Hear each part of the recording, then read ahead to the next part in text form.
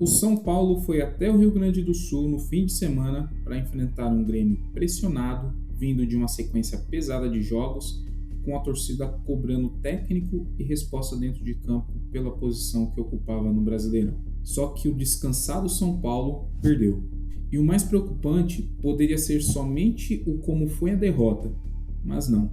A visão que o técnico Dorival Júnior teve em relação à atuação da equipe no jogo acende um alerta vermelho de que o São Paulo precisa parar, fazer uma introspectiva profunda e entender que não faz um campeonato para ficar no topo da tabela, mas sim para não ficar no fim dela.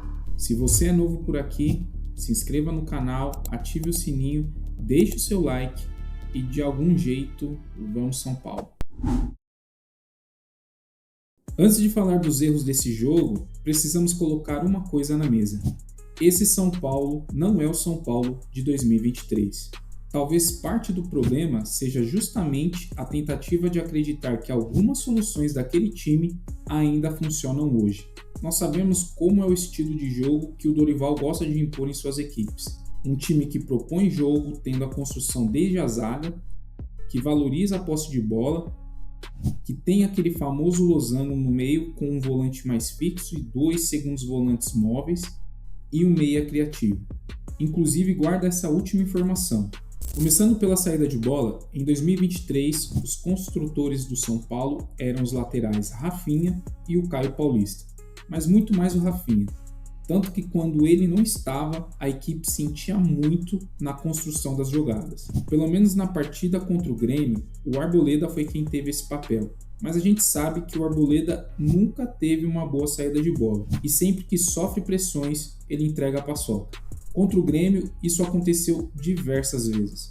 O que piora isso é quando você não tem um sistema defensivo de confiança. E principalmente um primeiro volante de área bom. E aqui precisamos falar de Pablo Maia. É um jogador que tem 24 anos e que eu até acredito que tem muito para desenvolver, mas talvez não mais no São Paulo. Ele vem apresentando muitas falhas já de longa data. Falhou recentemente contra o Atlético Paranaense por 2 vezes e falhou novamente no primeiro gol contra o Grêmio.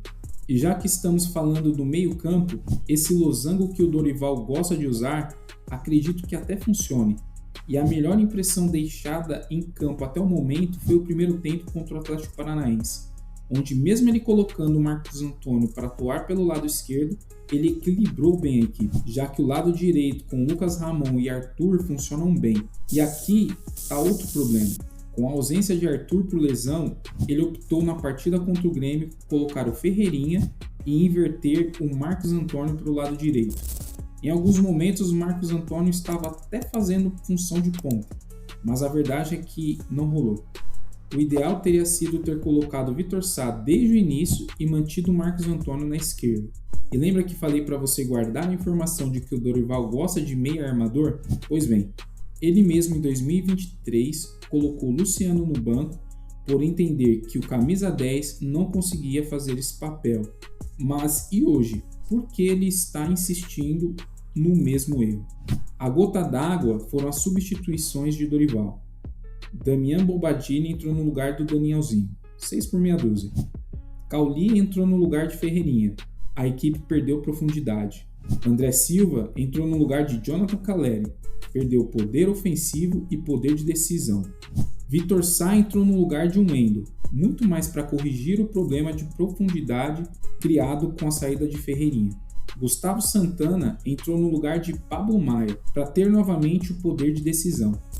E o que falar das bolas paradas? Bom, aqui é só atribuir as responsabilidades aos auxiliares e filho do técnico Dorival.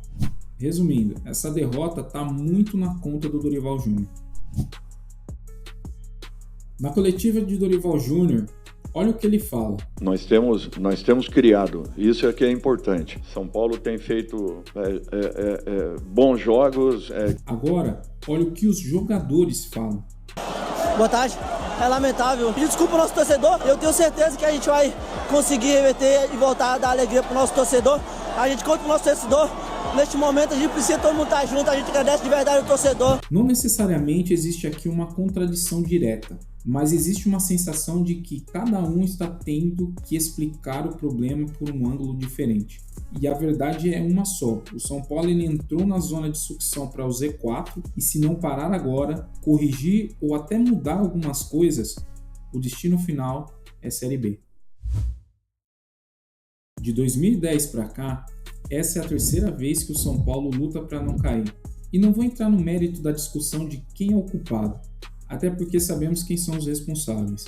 Mas aqui a gente precisa voltar um pouco no tempo. Em 2013, o São Paulo vivia uma crise pesada.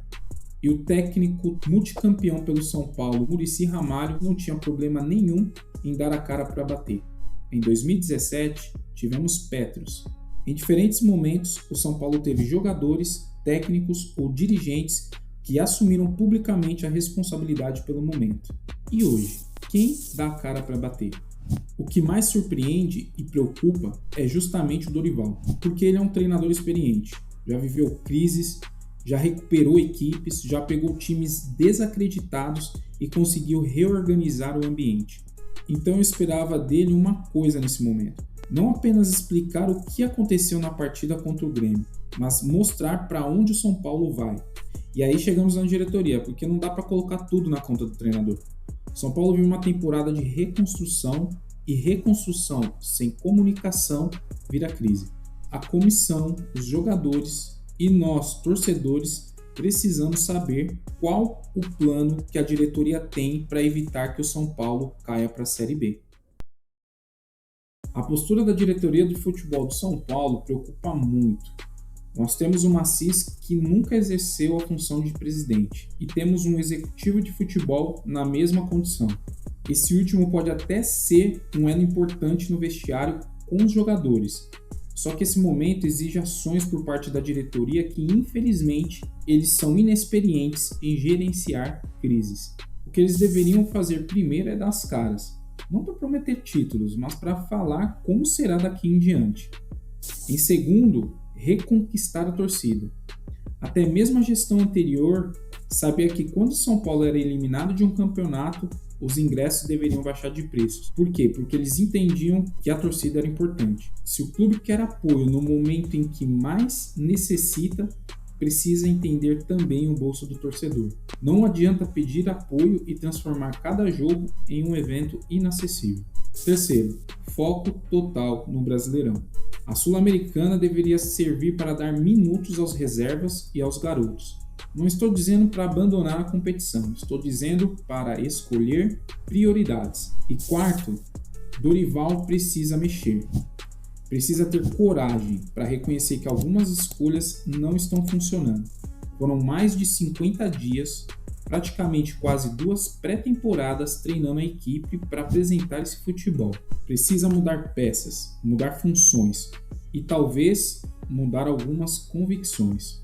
O São Paulo não precisa de discurso bonito agora, precisa de resposta, de organização, de gente assumindo responsabilidade e, principalmente, precisa voltar a falar uma língua só. Se você vive São Paulo como a gente vive, fica por aqui, se inscreve no Aura Tricolor, porque a nossa história continua sendo escrita.